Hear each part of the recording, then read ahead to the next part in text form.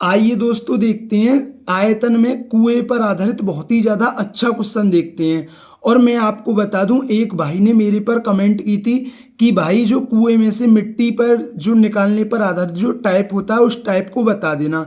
तो मैं आज की वीडियो में दो क्वेश्चन बताऊंगा और आपको दोनों क्वेश्चन अच्छी तरीके से समझने हैं, क्योंकि भाई जब उस भाई ने कमेंट किए तो मेरा भी फर्ज ये बनता है कि मैं उस भाई के लिए औरों के लिए भी अच्छी तरीके से समझाऊं। तो देखते हैं बिना कुछ देरी के वीडियो का पहला क्वेश्चन क्या है।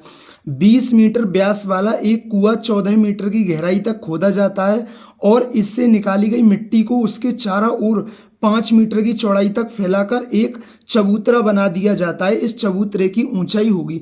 आपको अच्छी तरीके से समझना, आपको रटना नहीं है। मैं आपको अच्छी तरीके से समझाऊंगा। जैसे मैंने ये कुआं बना लिया, मैं आपको चित्र बना रहा हूँ आपको, ठीक है ना, समझाने के लिए चित्र बना रहा हूँ मैं। जैसे ये कुआं है, ठीक है ना, उसने बोला 20 मीटर व्यास वाला एक कुआं है। भाई 20 मीटर व्यास है तो इसकी त्रिज्या कितनी होगी? इसकी त्रिज्या होगी 10 मीटर। आपको कोई दिक्कत? आप बोलोगे भैया कोई दिक्कत नहीं है। और इसकी गहराई कितनी है? इसकी गहराई है 14 मीटर। अब उसने क्या बोला, ये खोदा जाता है। अब भाई ये इसकी त्रिज्या कितनी है? इसकी त्रिज्या है 10 मीटर। इसकी त्रिज्या कितनी है कुएं की? 10 मीटर है। और इसकी ऊंचाई कितनी है? 14 मीटर है, ठीक है ना। कितनी मतलब कितनी गहराई तक खोदा गया है? ये 14 मीटर की गहराई तक खोदा गया है। अब इससे निकाली गई मिट्टी, अब इस कुएं से जो निकाली गई मिट्टी है ना, इसके चारों ओर 5 मीटर की चौड़ाई तक फैलाकर एक चौतरा बना दिया जाता है। अब देखिए इसके चारों ओर ऐसे फैला दी गई है, ठीक है ना ये। और मतलब कितनी? और मतलब 5 मीटर की चौड़ाई तक। अब ये कितनी चौड़ाई तक फैला दी गई है? ये 5 मीटर की चौड़ाई तक फैला दी गई है। अब भाई ये जब फैला दी गई है तो इसकी कुछ ना कुछ ऊंचाई भी बनेगी भाई, क्योंकि आप मिट्टी को फैलाते हो तो उसकी ऊंचाई ना बनेगी कुछ ना कुछ, तो इसकी ये ऊंचाई बनेगी, ठीक है ना। मैंने ये क्या मान ली? इसकी ऊंचाई है। और ये क्या है? इसकी ऊंचाई है। आपको कोई दिक्कत? आप बोलोगे भैया कोई दिक्कत नहीं है। अब आप यहाँ एक समझना, जितनी मिट्टी निकाली गई है उसी से तो ये चौतरा बनाया गया है। जितनी मिट्टी निकाली गई है उसी से तो ये चौतरा बनाया गया है, ठीक है ना। तो भाई अब ये कुआं कैसा है? बेलन के आकार का है। तो बेलन का आयतन क्या होता है? बेलन का आयतन होता है पाई आर स्क्वायर एच। अब सुनिए, अब ये बेलन का आयतन है, ये किसके बराबर होगा? जो ये मिट्टी आपके चारों ओर पास फैलाई गई है। अब समझना ये ऊपर कैसा बनना है। अब ये ऊपर एक ऐसा बनना है, ठीक है ना। दो ऊपर वृत्त बनना है, ठीक है ना। दो ऊपर क्या बनना है? वृत्त बनना है, मतलब रिंग बनना है, ठीक है ना। तो ये कितनी है? ये आपकी 10 है। और ये 5 मीटर की क्या है? चौड़ाई है। ये 5 मीटर की क्या है? चौड़ाई है, ठीक है ना। ये 5 मीटर की क्या है? ये आपकी चौड़ाई है। तो भाई ये 5 मीटर की चौड़ाई है, तो ये इसकी बाहरी त्रिज्या कितनी हो जाएगी? ये 15 हो जाएगी, नहीं हो जाएगी? और ये आंतरिक त्रिज्या कितनी है? ये आंतरिक त्रिज्या 10, ये 10 मीटर हो जाएगी, नहीं हो जाएगी? अगर मैं इस बाहर वाले वृत्त में से इस अंदर वाले वृत्त का क्षेत्रफल घटा दूंगा तो मेरे पास इस जो चारों ओर पास ये कुएं के चारों ओर पास मिट्टी फैलाई है उसका क्षेत्रफल आएगा या नहीं आएगा? आप बोलोगे भैया बिल्कुल आएगा। एक आयतन का फॉर्मूला होता है क्षेत्रफल गुणा ऊंचाई। एक आयतन का फॉर्मूला क्या होता है? क्षेत्रफल गुणा ऊंचाई। अगर आप क्षेत्रफल में ऊंचाई की गुणा करते हो तो वो भी क्या आता है? आपका आयतन आता है। अब देखना, अब ये दो वृत्त बनने हैं, तो मैं बाहर वाले वृत्त में से अंदर वाले वृत्त का क्षेत्रफल घटा दूं तो pi r square minus pi r square, ठीक है ना। अब मैंने बाहर वाले वृत्त में से अंदर वाले वृत्त का क्षेत्रफल घटा दिया। अब ये भाई ये ऊपर क्या है? ये ऊपर वाले वृत्त का क्या है? क्षेत्रफल है। अगर मैं क्षेत्रफल में इसमें ऊंचाई की गुणा कर दूंगा तो ये भी आयतन बन जाएगा, नहीं बन जाएगा? अब देखिए, जो ये मिट्टी निकाली गई थी भाई, इसी को तो इसके चारों ओर पास फैलाया गया है। तो जितनी मिट्टी निकाली गई थी इसका आयतन किसके बराबर होगा? इस जो चौतरा बनाया गया उसके आयतन के बराबर होगा। आपको कोई दिक्कत? आप बोलोगे भैया कोई दिक्कत नहीं, बस मान रख दीजिए। देखिए पाई आर का मान कितना है? 10 गुणा 10। और ऊंचाई कितनी है? 14 मीटर है। अब मैंने पाई तो कॉमन ले लिया। अब देखिए बड़ी आर कितनी है आपकी? 15 है, तो 15 का वर्ग। और छोटी आर कितनी है? वो 10, तो 10 का वर्ग। और ऊंचाई कितनी है भाई? इसकी ऊंचाई तो हमें पता नहीं है, यही तो ऊंचाई हमें निकालनी है। यही तो हमें ऊंचाई क्या है? निकालनी है, ठीक है ना। बस अब आपका क्वेश्चन हो चुका है, ठीक है ना। समझने पर आधारित क्वेश्चन है ये।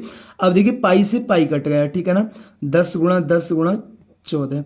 अब ये 15 का वर्ग 225 और 10 का वर्ग 100। 225 में से 100 गया तो 125 गुणा एच। अब देखिए 25 पंजे और 25 चौका 100। ये कितना हो गया? 14 चौका 56। 56 में 5 का भाग लगेगा, 56/5, तो ये कितना आ जाएगा, ये आ जाएगा 11.2 मीटर। तो उसने क्या बोला, चबूतरे की ऊंचाई कितनी है, इस चबूतरे की जो ऊंचाई है वो कितनी है, 11.2 मीटर। तो ये क्वेश्चन आपके अच्छी तरीके से क्लियर हुआ होगा। आइए इस टाइप का एक और क्वेश्चन देखते हैं जो ये टाइप आपके अच्छी तरीके से क्लियर हो जाए। तो देखते हैं इस टाइप का सेकंड क्वेश्चन है, 14 मीटर की आंतरिक व्यास वाला एक कुआं 15 मीटर की गहराई तक खोदा गया है। इससे निकाली गई मिट्टी को एक तटबंध बनाने के लिए इसके चारों ओर समान रूप से 21 मीटर की चौड़ाई तक फैला गया है। तटबंध की ऊंचाई कितनी है। अब देख समझना, ठीक है ना, एक कुआं है, ठीक है ना, ये एक कुआं है, मैं समझाने के लिए चित्र बना रहा हूं। और इसका जो 14 मीटर क्या है, आंतरिक व्यास है। तो भाई व्यास है तो इसकी त्रिज्या कितनी होगी, इसकी त्रिज्या होगी आपकी 7 मीटर। अब ये कुआं 15 मीटर की गहराई तक खोदा गया है, ठीक है ना। तो ये क्या, कुएं की ऊंचाई है, ठीक है ना। इससे निकाली गई मिट्टी को एक तटबंध बनाने के लिए इसके चारों ओर समान रूप से 21 मीटर की चौड़ाई तक फैला गया है। कितनी चौड़ाई तक फैला गया है, ये 21 मीटर की चौड़ाई तक फैला गया है, ये 21 मीटर की चौड़ाई तक फैलाया गया है, ठीक है ना। अब देखिए भाई, इस जब मिट्टी को फैलाएंगे तो इसकी कुछ ना कुछ ऊंचाई भी बनेगी। तो मैं ऊंचाई मान लेता हूँ, इसकी h मान लेता हूँ, ठीक है ना। मैं इसकी ऊंचाई क्या है, h मान लेता हूँ, ठीक है ना। अब वैसे तो तटबंध की ऊंचाई कितनी है ये हमें ज्ञात करना है। तो भाई ये कितनी मिट्टी निकाली गई है, बेलन के आयतन के बराबर। बेलन का आयतन क्या होता है, πr²h। अब जो मिट्टी निकाली गई है वही उसी से तो चबूतरा बनाया गया है। अब देखिए, तो मैं इस बाहर वाली रिंग में से इस अंदर वाली रिंग का क्षेत्रफल घटा दूं, ठीक है ना। तो बाहर वाली रिंग का क्षेत्रफल क्या होगा, πr² और अंदर वाली रिंग का क्षेत्रफल क्या होगा, πr²। अगर मैं इसमें ऊंचाई की गुणा कर दूंगा तो ये भी आयतन आ जाएगा, ये भी आयतन आ जाएगा।